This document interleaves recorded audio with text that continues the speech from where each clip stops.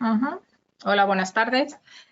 Soy Margarita Meroño y soy vuestra tutora del curso y os voy a dar el webinar de hoy. Os voy a compartir en la pantalla. Bueno, buenas tardes a todos. Bueno, vamos a ver el régimen jurídico de las operaciones de endeudamiento de las entidades locales. A ver, el 135 de la Constitución se reformó, la Constitución se reformó por segunda vez el 27 de septiembre del 2011 y fue debido a que había que reformar este artículo 135, que fue una gran modificación. Lo que se modificaba era el artículo 135 y este artículo 135 estaba y está en el título séptimo en las materias que se llaman Economía y Hacienda. Fue una gran modificación, como ya os he dicho, solo el apartado 3 se conservaba la regulación en cuanto a la deuda pública y eso sí, se refundía el apartado 3 con los otros anteriores y además se introducían otros apartados. En el artículo 35 se quedó en el artículo primero en que todas las administraciones se debían de adecuar al principio de estabilidad presupuestaria. Bueno, toda esta reforma fue para adecuarnos a la Unión Europea, ¿vale? A unas obligaciones que nos hacía la Unión Europea. Entonces, el artículo primero lo que trató era de recoger que todas las administraciones se debían de adecuar a las actuaciones, a todas sus actuaciones a la estabilidad presupuestaria. El segundo es que autorizaba al Estado y a las comunidades autónomas a que por ley podían emitir deuda pública o contraer así créditos. La tercera parte, que una ley orgánica iba a desarrollar todo el principio de estabilidad presupuestaria, que luego ya veremos a qué ley dio lugar, a qué ley orgánica. Esta ley orgánica lo que debía de fijar era el déficit estructural que iba a estar permitido al Estado, a las comunidades autónomas y a las entidades locales en relación con el Producto Interior Bruto. Y iba a establecer también los supuestos en los que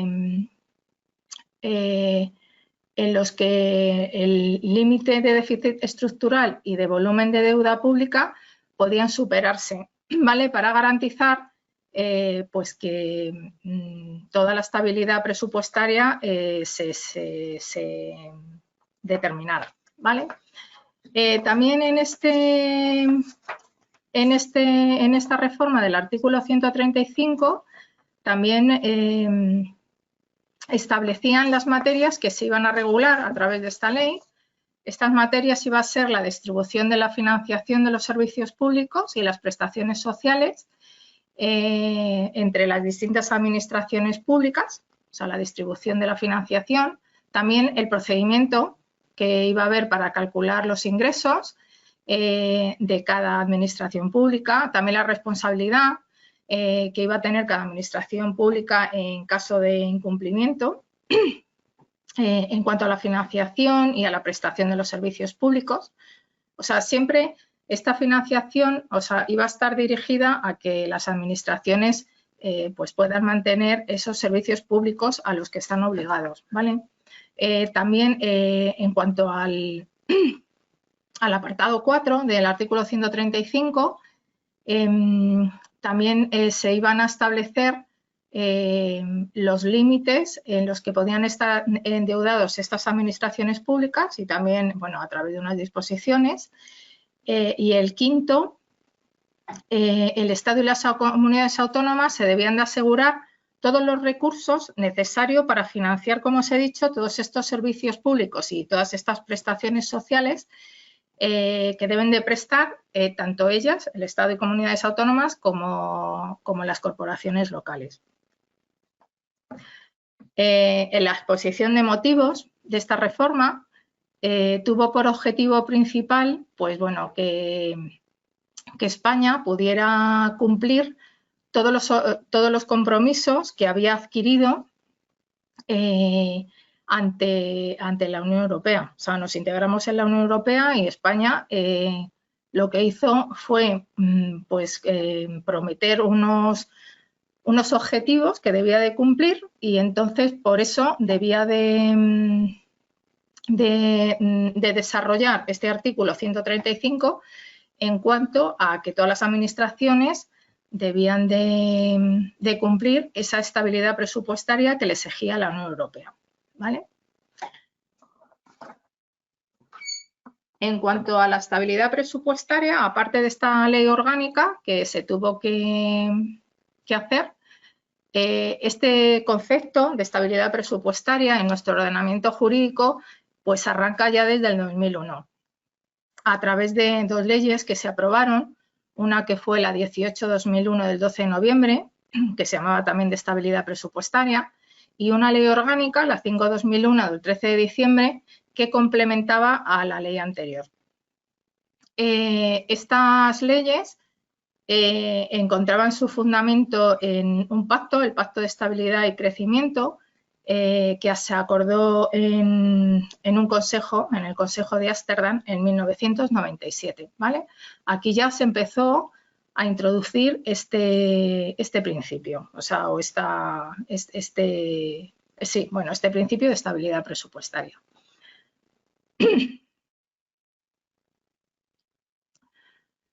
O sea, en el Consejo de Ámsterdam pues también hubo un acuerdo por el cual se tenía que limitar el déficit público, ¿vale? Que era de lo que se trataba también con la ley orgánica que se iba a hacer por la Unión Europea. Lo que se trataba es que se limitara el déficit público que teníamos, que en ese momento era bastante grande, bastante superior. Entonces, bueno, estas leyes que os he dicho, que fue el principio de esta estabilidad presupuestaria, bueno, pues estas normas las aprueban las Cortes Generales, pero siempre bajo una base competencial que tenía el Estado a través del artículo 149, 1.11 y 1.14.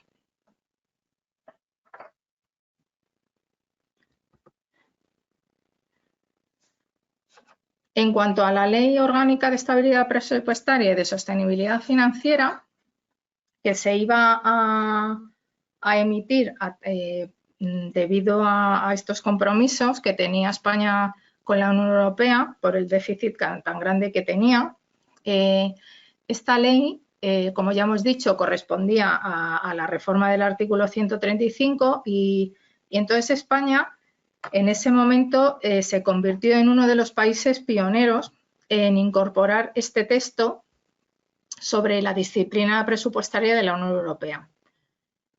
Por otro lado, también la difícil situación presupuestaria hizo más necesaria esta ley porque lo que hacía era permitir un seguimiento y un control de la política fiscal de las comunidades autónomas, que era...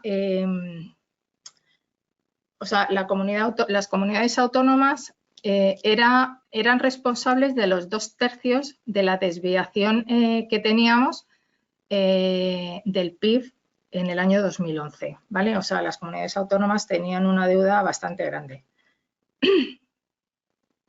Entonces, la estabilidad fiscal era justamente el objetivo común de todas las administraciones públicas, pero sobre todo, como os he dicho, de las comunidades autónomas, que eran los que tenían la mayor deuda. Los objetivos de esta ley fueron, pues bueno, garantizar la estabilidad presupuestaria y la sostenibilidad financiera de todas las administraciones públicas, del Estado, de las comunidades autónomas y de las entidades locales. Todas estas administraciones, a partir de ese momento, estaban obligadas a cumplir esta ley de estabilidad presupuestaria y sostenibilidad financiera. Otro de los objetivos era fortalecer la confianza en la estabilidad de la economía española, permitiendo así mejorar, tener una mejor percepción ante los inversores y ante todas las instituciones internacionales, ¿vale? Que eran los que podían invertir en nuestro país. Otro de los objetivos de esta ley era reforzar los compromisos de España con la Unión Europea al incorporar el tratado fiscal, todo el tratado fiscal, en todo nuestro ordenamiento jurídico. Y bueno, y el último objetivo, pues bueno, desarrollar el artículo 135. Ya os he dicho por qué había que desarrollarle, ¿vale? Los principios generales de esta ley eran la estabilidad, la eficiencia, eficacia, la plurianualidad, la transparencia, la responsabilidad, la sostenibilidad financiera y la lealtad institucional. Los principios de esta ley, pues lo que van a configurar todos estos principios es un marco constitucional para desarrollar unos principios que permitan lograr el cumplimiento de todos los objetivos que teníamos que llevar a cabo para cumplir todo lo que nos mandaba la Unión Europea. Y además, esta ley lo que garantizaba era una gobernanza económica europea, ¿vale? Para que estuviéramos al mismo nivel que Europa.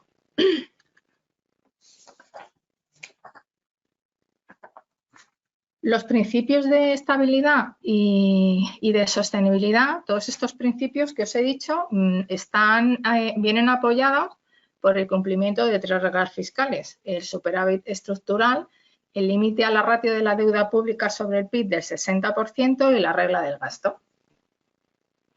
En primer lugar, la estabilidad presupuestaria, pues este principio lo que dice o lo que define es la situación de equilibrio o superávit. Se entiende que se alcanza esta situación cuando las administraciones públicas no incurran en un déficit estructural.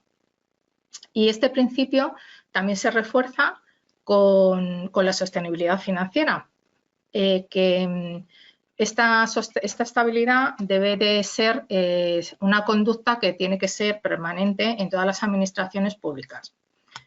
Otro de los principios es la responsabilidad, que lo que viene a determinar es que es la asunción de todas las consecuencias que puedan depararse por el incumplimiento de toda la normativa sobre esta estabilidad presupuestaria y en todas las administraciones, ¿vale? Cuando causen una situación que vaya en contra de esta normativa, pues se va a determinar unas, pues no sé, unas multas o unas multas coercitivas debido al incumplimiento de todas estas leyes.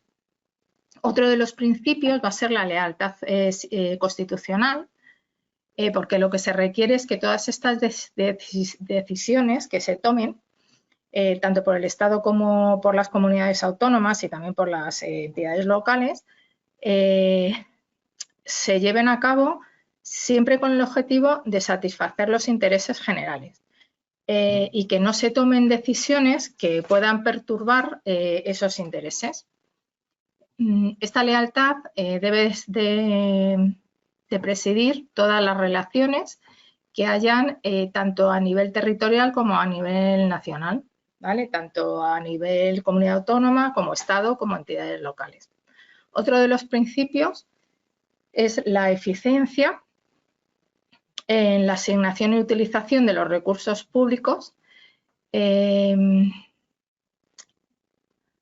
y se une también este principio a la sostenibilidad financiera, otro de los principios, que este principio es un principio fundamental de la actuación presupuestaria y lo que permite es incorporar esta estabilidad con un carácter permanente, de forma que el bienestar de todas las generaciones nuestras futuras no se vea condicionada o no se vea limitada porque ahora mismo, o sea, por el excesivo endeudamiento de las anteriores generaciones. Lo que tenemos que tratar es que nuestras futuras generaciones no les influya el bienestar suyo por todas las deudas que dejemos ahora, ¿vale?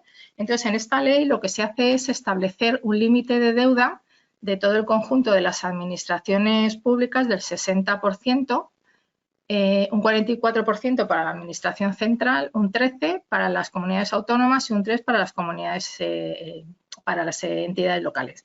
Y esto se debía alcanzar en el 2020, ¿vale? O sea, porque esta ley lo que se hace es para alcanzar unos límites en el 2020, que es los límites que nos ponía la Unión Europea. Pero bueno, luego esta ley en la actualidad está en vigor y también se tiene que cumplir, ¿vale? Además, el factor de sostenibilidad que se prevé en estas leyes deberá aplicarse de forma automática en todos los momentos en que se proyecten déficit a largo o a corto plazo. Esta ley, la ley de estabilidad presupuestaria, lo que tuvo es un periodo transitorio que quedó regulado en la disposición transitoria primera y y entró en vigor al día siguiente de la publicación en el BOE. Esperaros que tengo aquí la ley. Esta ley se publicó el 30 de diciembre de 2012, ¿vale? Y entró en vigor el 1 de mayo del 2012, es decir, al día siguiente de su publicación, como os he dicho, en el Boletín Oficial del Estado, aunque los límites previstos de estabilidad presupuestaria y sostenibilidad financiera, ya os he dicho que no entraron en vigor hasta el 1 de enero de 2020, ¿vale? Esta ley, la Ley de Estabilidad Presupuestaria, constaba de 32 artículos, un preámbulo, 6 capítulos, 3 secciones, 7 disposiciones adicionales, 4 disposiciones transitorias, una disposición derogatoria y 7 disposiciones finales, ¿vale? Y hasta la actualidad, estas leyes, esta ley ha sido modificada en diversas ocasiones. Hasta el 2020, el déficit estructural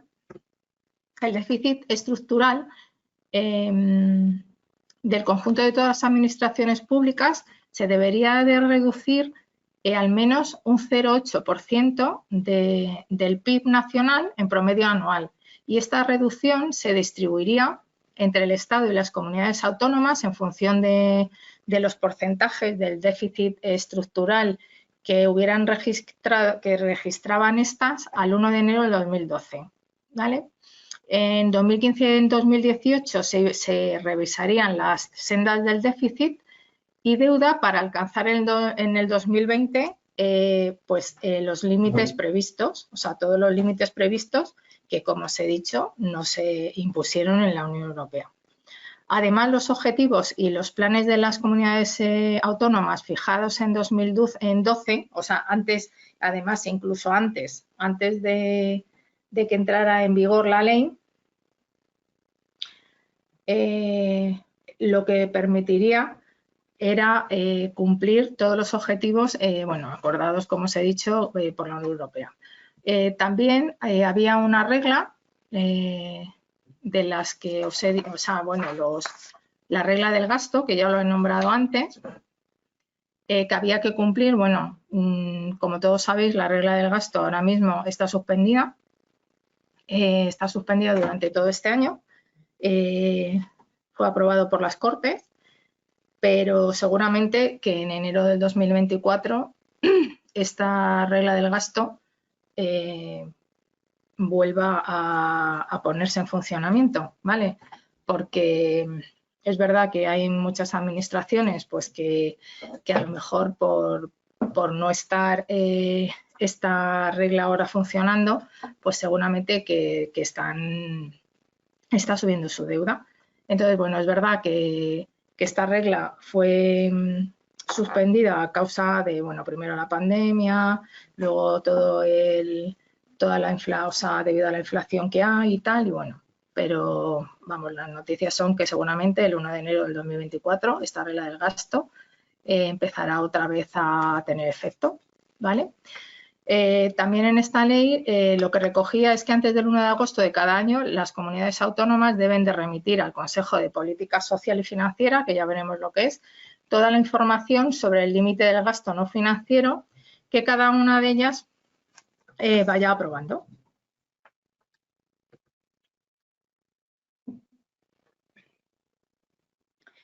La plurianualidad, que es otro de los principios, lo que permite es la elaboración de un marco presupuestario a medio plazo, más o menos 3 años, en el que se enmarcará la elaboración del presupuesto y del programa de estabilidad. Y lo que hace es garantizar una programación presupuestaria que sea coherente con diversos objetivos, tanto el de estabilidad como el de la deuda pública.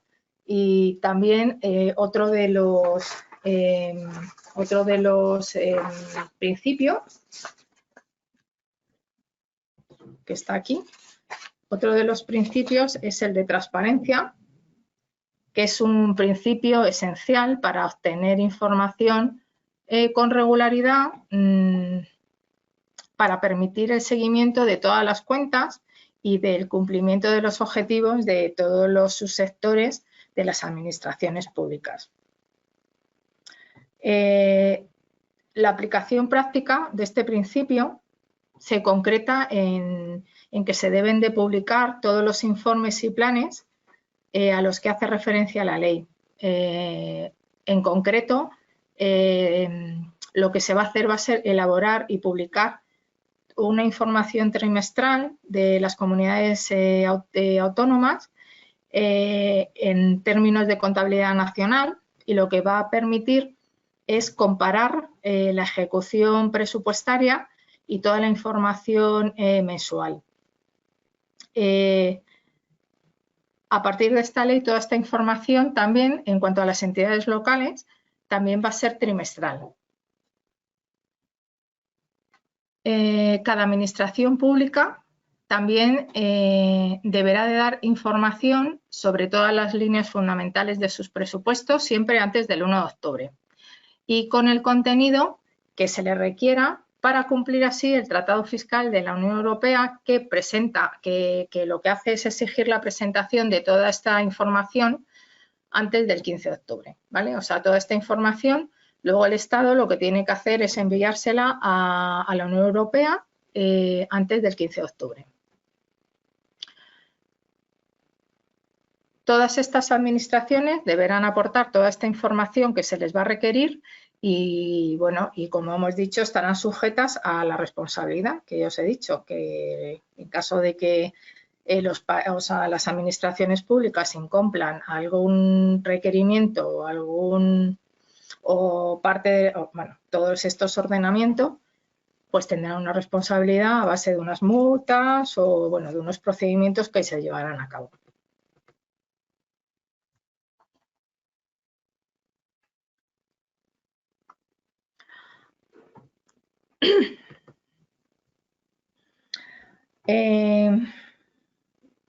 La adaptación a la normativa europea que hemos dicho, pues se va a conseguir fundamentalmente pues a través de los objetivos de estabilidad presupuestaria y de deuda pública, el límite establecido de ratio de deuda sobre el PIB del 60% es el establecido en la Unión Europea y el máximo déficit estructural es el equivalente al objetivo de medio plazo, que cada país debe fijar teniendo en cuenta siempre el máximo permitido que se fija trienalmente de acuerdo con unos criterios que son el crecimiento potencial, la deuda, las proyecciones de gasto teniendo en cuenta el impacto del envejecimiento. También se va a conseguir a través de la incorporación de actuaciones preventivas y de alerta temprano, a través de los mecanismos de corrección automática y a través de mecanismos correctivos y sancionadores. Las causas para activar estas medidas pues pueden ser ante el riesgo de desviación del objetivo en cualquier momento del proceso presupuestario, También medidas inmediatas de corrección tras la advertencia de un mes y elaboración del plan económico financiero, seguimiento trimestral del plan, medidas adicionales de corrección en caso de incumplimiento o no aprobación del plan. Otra causa para la activación de las medidas es que ante el incumplimiento del objetivo se elabora un plan económico y financiero y un seguimiento trimestral del plan. Medidas de corrección también en caso de desviación en el seguimiento o bien en que se incumpla el plan.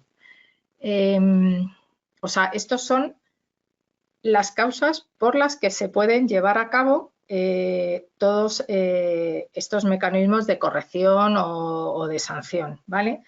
También otra causa puede ser la falta de aprobación del plan económico financiero en cuanto a las medidas inmediatas de corrección. Y otra causa puede ser el incumplimiento del plan de ajuste o falta de aprobación en cuanto a las medidas extraordinarias de financiación.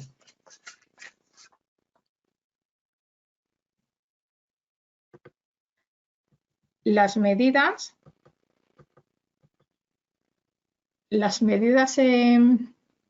pueden ser bien preventivas, bien correctivas, coercitivas o de cumplimiento forzoso. Las medidas automáticas de prevención se podrán aplicar en cualquier momento en el que se constate que hay una desviación o que se supere el límite del 95% de objetivo de la deuda. ¿Vale? Aquí pone que en caso de desviación durante la ejecución de presupuestaria, la consecuencia sería ajustar el gasto público para así garantizar el cumplimiento al cierre del ejercicio. Otra causa que yo os he dicho es si se supera el 95% del límite de deuda y otra pues puede ser una proyección de déficit a largo plazo del sistema también del sistema de pensiones.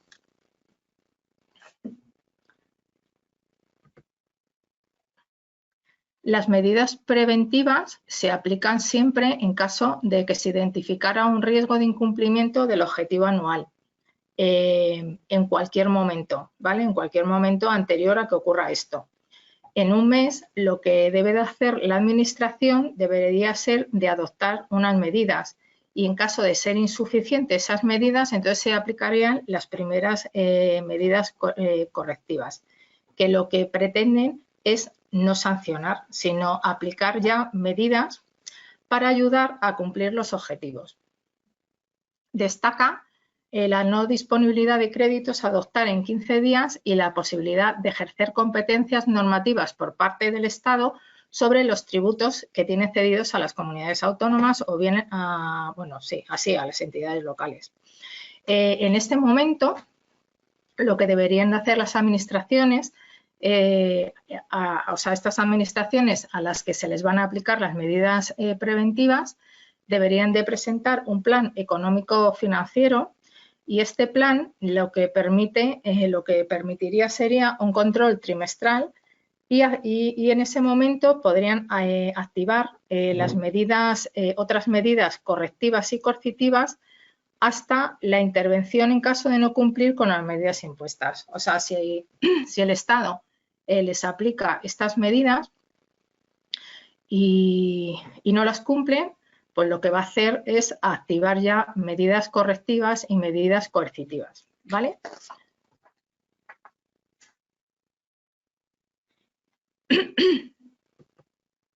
En cuanto a las medidas, a los mecanismos correctivos, en general siempre se van a activar en caso de que se lleven a cabo una serie de incumplimientos de los objetivos o de los planes o que no se aprueben los planes, estos mecanismos ya provengan de una advertencia o de un incumplimiento. En el caso de que sea una advertencia, el plazo se va a cortar al poder realizarse a través de un año, ¿vale? En cuanto ya a las medidas, si ya hubiese las medidas coercitivas, esto implica que la comunidad autónoma ya deberá aprobar en el plazo de 15 días la no disponibilidad de créditos que garanticen el cumplimiento del objetivo establecido. Y además que el Estado lo que puede ejercer es, va a poder ejercer la capacidad normativa sobre esos tributos que el Estado tiene cedidos a las comunidades autónomas, bueno, a las entidades locales. Con estas medidas, ¿qué pretende? Pues lo que pretende el Estado es evitar la desviación del objetivo en el conjunto del año por el lado de los gastos y de los ingresos. Y también esto se va a aplicar en el caso de que la comunidad autónoma, o sea, las entidades locales, incumplan los objetivos en cuanto a las liquidaciones presupuestarias. En el caso de incumplimiento de objetivos o bien de planes o de que sean insuficientes las medidas de los planes, pues además de todo lo anterior, lo que se prevé es que las comunidades autónomas o las entidades locales deban de constituir un depósito que será cancelado en el momento que se adopten todas las medidas que el Estado les hayan impuesto. Este depósito se convertiría en una sanción al cabo de que durante los 3 meses siguientes tampoco se hayan llevado a cabo las medidas que les haya impuesto el Estado. También en el caso de que no se adopten medidas o que estas medidas sean o que las medidas adoptadas sean insuficientes, el Estado lo que podrá también es enviar una comisión de expertos desde el Ministerio que van a presentarse en estas administraciones, las van a intervenir dándoles unas recomendaciones de obligado cumplimiento. Y en el caso también de que estas sean incumplidas, pues se podrá intervenir aplicando el artículo 155, ¿vale? Que es aplicando la Constitución y la ley con la aprobación por mayoría absoluta del Senado.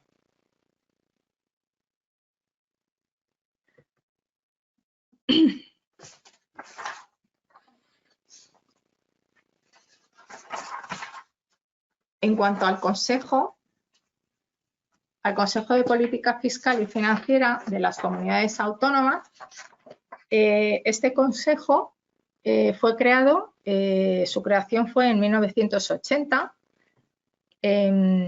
fue creado por una ley orgánica también, la 8/1980 del 22 de septiembre, de financiación de las comunidades autónomas, la LOCCA. En su artículo 3 se crea este Consejo de Política Fiscal y Financiera con el objetivo de adecuar la coordinación entre la actividad financiera de las comunidades autónomas y del Estado. Este Consejo está constituido por el titular del Ministerio de Hacienda y los titulares de la Consejería de Hacienda de cada comunidad autónoma.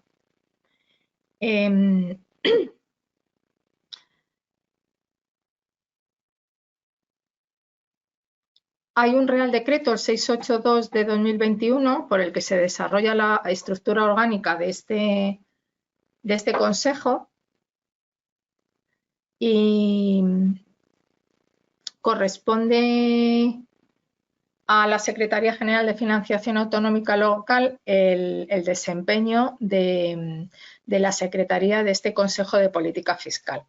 El Consejo es un órgano de coordinación entre el Estado y las comunidades autónomas en materia fiscal y lo que va a tratar son diferentes materias entre las que está la coordinación de la política presupuestaria de las comunidades autónomas con el Estado, también la emisión de los informes y la adopción de los acuerdos que están previstos en la Ley Orgánica Complementaria de la Ley General de Estabilidad Presupuestaria. También tratan del estudio y valoración de los criterios de distribución de los recursos del Fondo de Compensación, que está recogido también el Fondo de Compensación, no sé si es en el tema 3 o 4.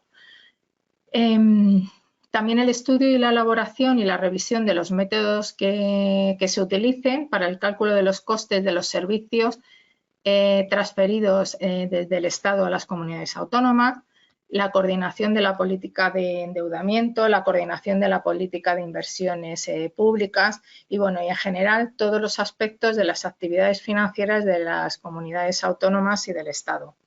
¿Vale?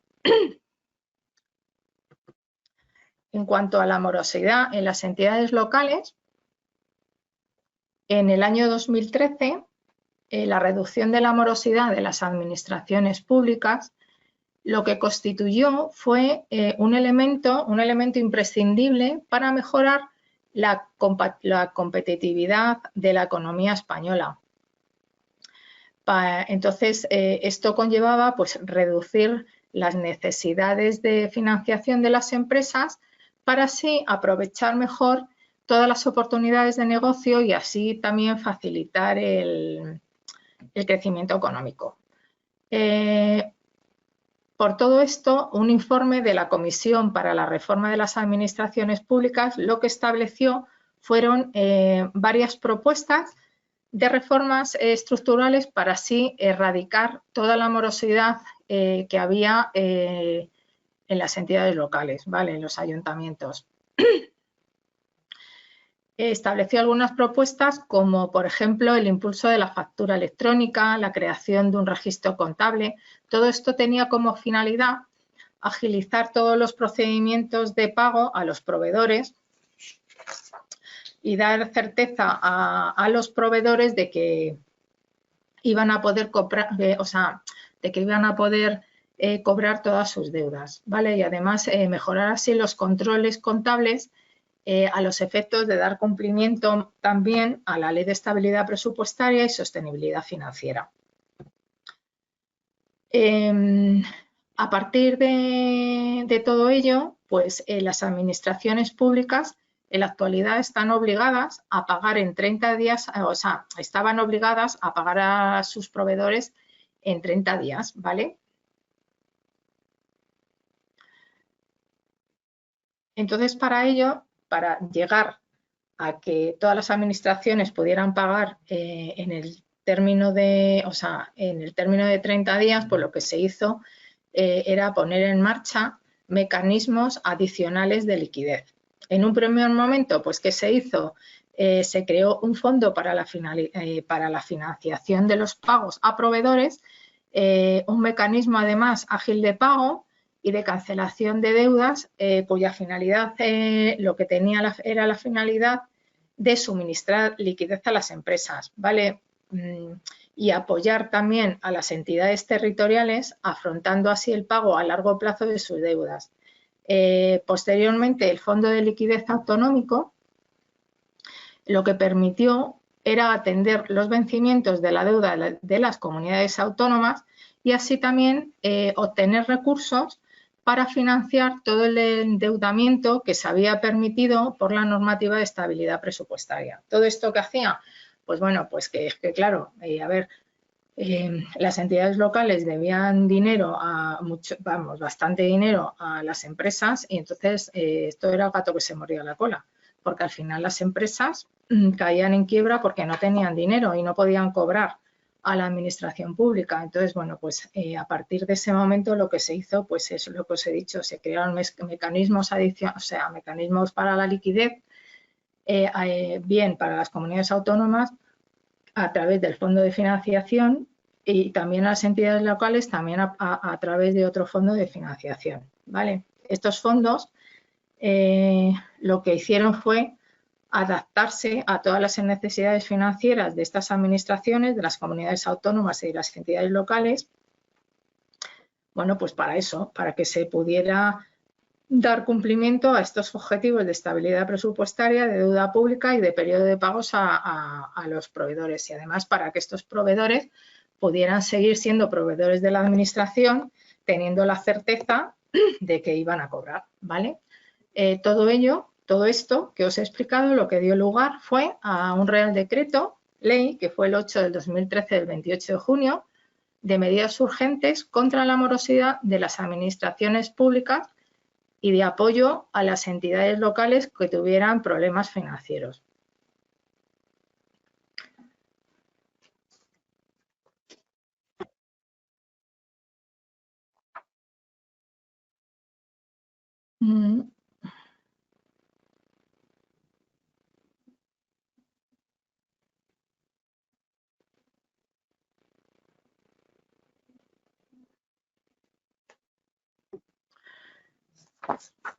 Esta ley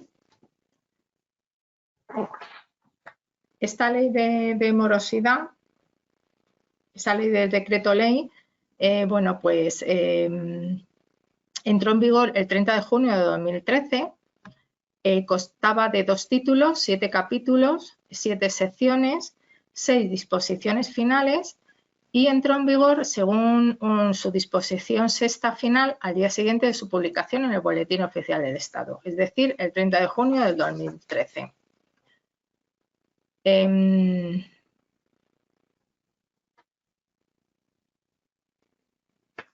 Y yo creo que ya nada más.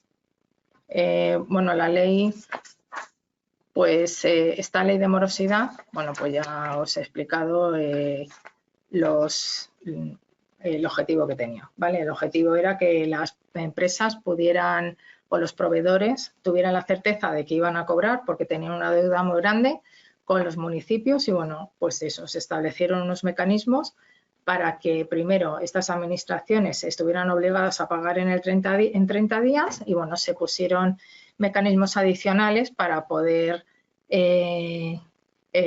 para que estas administraciones pues ya empezaran a tener liquidación a través de estos fondos de financiación que se crearon, ¿vale? Entonces, bueno, por mi parte, nada más. Os quería explicar este régimen jurídico, que bueno, es un poco el tema primero del curso. Y bueno, de todas las formas, también tenéis colgado un vídeo que es sobre las reglas estas que están suspendidas hasta creo que enero del 2024. Bueno, y ahí también en ese vídeo podéis un poco ver las explicaciones que os doy sobre otra parte del curso. Bueno, pues nada, si tenéis alguna pregunta ya podéis pinchar en el sobrecito. Bueno, algunos me lo ponéis al correo electrónico directamente. Y si queréis también lo podéis poner en algún foro por si queréis que vuestras preguntas sirvan para contestación también para otros alumnos. Bueno, pues nada, que tengáis buena tarde.